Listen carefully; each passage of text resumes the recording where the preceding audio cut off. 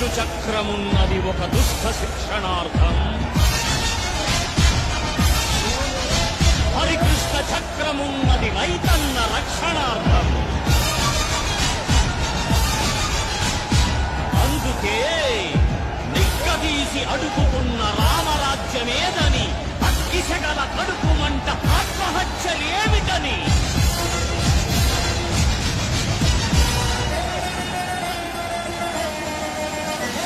దేశమా స్వతంత్ర దేశమా కుతంత్ర దాస్యమా, ఆ రామరాజ్యమన్న మాటకిదే అర్థమా.